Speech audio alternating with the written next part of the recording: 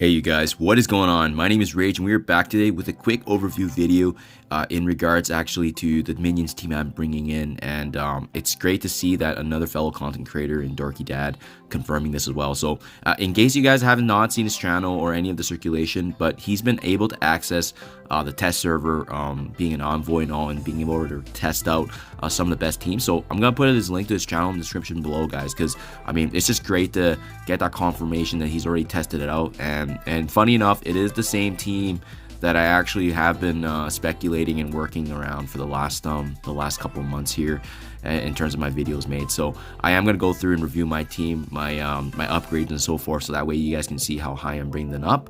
But it looks like Dorky Dad was able to test it out, and it was very, very promising, guys. Yeah, I think it was difficulty 8 or difficulty 9. And he was really able to push the boundaries of the Minion team. So it seems like Shield is not a recommended team. So far, though, the AIM team seems to be successful, and as well, that combination of the Ravagers with the Mercenary, Riot Guard, and Merc Lieutenant, guys. So that's the exact 5 characters that I brought up. They're the only Minions I worked on. So I'm just showing you guys real quick here. It's gonna be a quick video. I just wanted to quickly go through and show you the upgrades, levels, and ISO 8s for each of them respectively, just because I probably won't be able to go through it when I do my full dive in video gameplay of every node as I go through the different difficulties. So that said, guys, in this video, and as well, highly recommended, one of the most powerful minions actually in the game is Ravager Stitcher. Even if you can just bring him in as a slot-in character for your other team synergies, I highly recommend it, because what he's bringing to the table is immense healing and sustainability, and as well very potent damage, mainly because of his special ability here being Stitcher Kit, right? He's stealing 10% HP from a primary target, and it applies twice, so really he's causing a boatload of damage. It bypasses heal block, and as well being able to actually heal your fellow ally, as well as applying immunity. I mean, this is just such a huge ability. It's also not that costly, a 3 energy, and we're going to be getting energy back from Merc Lieutenant like it's nothing, so it's huge. I put a striker on him because we're going to be able to take advantage of some of the skirmisher ISO 8s on our team, and by having that, his basic attack is going to be able to do a lot of damage here. As you can see, piercing damage, applying heal blocks, and as well, if they have defense down, he's going to be applying some more damage with that heal block. So any characters killed by this attack cannot be revived, and I think that's just a nice added benefit. I'm stopping at level 75 tier 14 right now. I want to see how high this can push me, but I'm hoping to try out at least difficulty 7, and difficulty 8 is kind of what that's my standard anyways when I push for my threshold.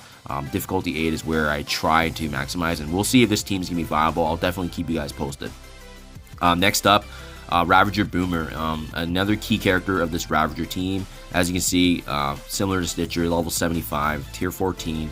And what he's going to be bringing in is the manipulation of the speed meter, right? He's got some value having synergy with the fellow Ravagers, but being able to reduce the speed bar of the enemies and filling up the speed bar for himself gives him more turns to be able to add some much needed damage.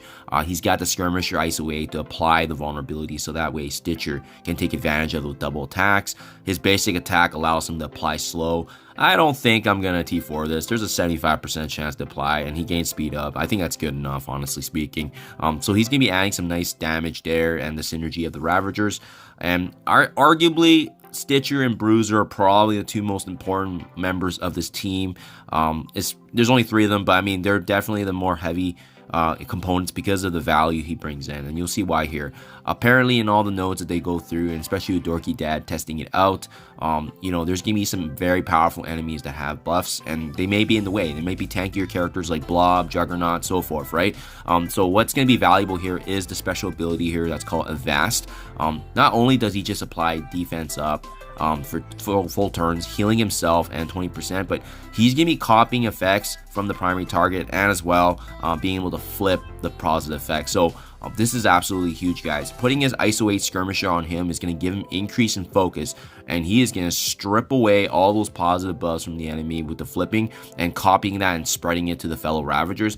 What I also really like about him is his passive here, and I had to upgrade this because and on spawn applying defense up for 2 full turns for all the Ravager allies. This is just huge. He also gains additional block chance for tanking. So I mean, really makes sense. These guys have value in the War Scourge as they can be used in Notes 5 and Notes 10. They're also an Alliance War team. So Ravagers combined with Yondu and T'Challa really do make sense, especially if you guys have already built them up. And I know Stitcher is a favorite for Dark Dimension 5, especially for building towards a cheaper character to be used and brought up. That brings me now to the other two components of this hybrid team, being the Mercenaries. Merc Lieutenant, one of the best minions in the game because of what he can bring in for value for other characters on his team. And it starts things off with special ability here. Call the shots, applying offense up and as well as speed up to 4 random allies. We're only going to have 4 allies on our team, so there's absolutely no need to T4 this ability here. But what's going to be notable for him is that he's got the healing and sustainability with the ISO 8. So he is going to be our main healer, surprisingly enough, even with Stitcher being a bulk of that as well. It's really coming from his passive, right? On each of his turn, 40% chance to heal the most injured ally, as well as 25% of his max HP. If the ally is Mercenary, which in this case we're going to have Riot Guard, he's going to be healing again for another 10%. This is not guaranteed, unfortunately, but I mean, I'm going to take everything I can get in terms of sustainability and healing, right? So it might be a chance we have to reset and see how that works. But even then, his basic attacker also applying value for our team, granting ability energy on top of the speed up and the offense. I mean, this guy is just going to be bringing so much value for the team, and it really made sense to slot him in. Which leads me now to my last team member, and this is the one that I was really the most unsure about, but seeing Dorky Dad's gameplay really confirmed how powerful this character is, and he's going to be easily the lowest one on my team, as you can see. Just as I think probably because he has lower reds, but I mean that's the reason I put the Fortifier on him, just to give him that extra needed protection. He's going to be getting a barrier each turn, I believe a minor one, and as well having that minor defense up is just going to keep him alive. And the reason we want to have Fortifier versus any kind of offensive type ISO 8s is really due to the fact that he's going to be tanking a lot of damage, guys. So Rampart based special ability here, gaining taunt, and as well as defense up for 2 full turns. He's also going to be applying defense up for injured allies. So he's going to be constantly granting this. And keep in mind, Ravagers are going to have some of that already with that synergy, but this is just going to be applying for the entire team.